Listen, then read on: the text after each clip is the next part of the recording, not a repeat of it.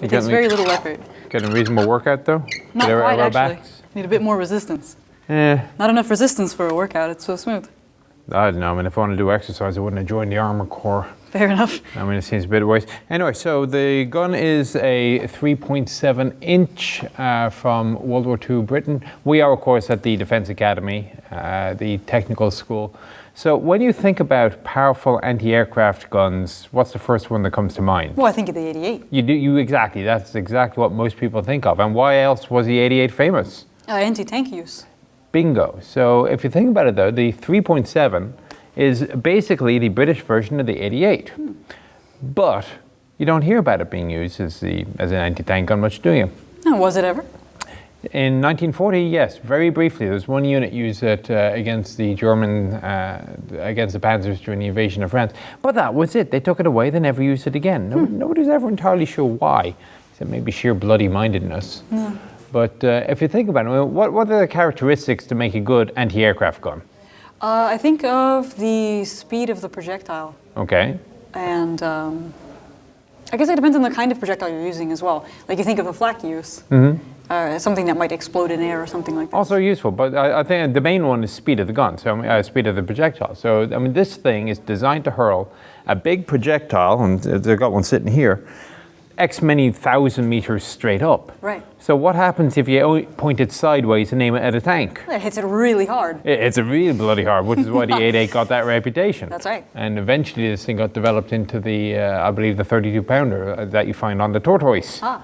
Yes.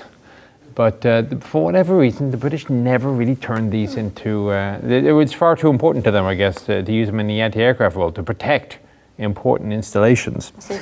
But it was actually very good design, but it's got a couple of features at the back that are worth mentioning, I think. So let's have a quick look at the ammunition seat, the breech end of it. So in World War II, especially Battle of Britain, these things were run by all-female crews. And they have a couple of pieces of assistance to help out because, I mean, face it, I probably lift a little bit more than you do, and better.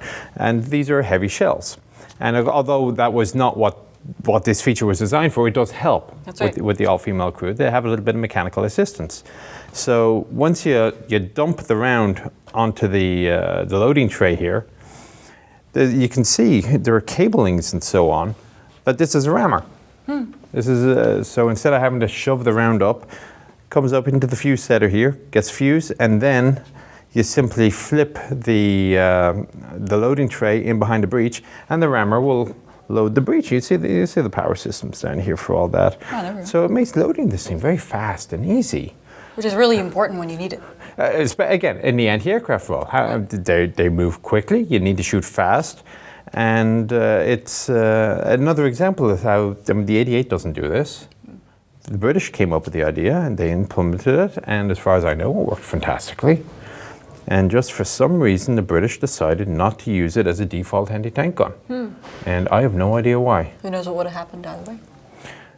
Well, the end result was probably the Germans would still lose. Well, yeah, but I mean, in individual use, perhaps something. I mean, it would have been nice to have something bigger like this against Tigers when they first showed up, something like that.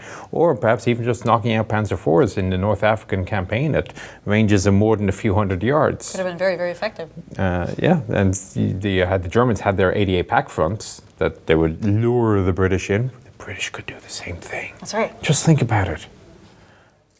Yeah, and anyway, I just wanted to briefly touch this because this is a gun that a lot of people forget even existed. Right. So let us move on, I think. All right.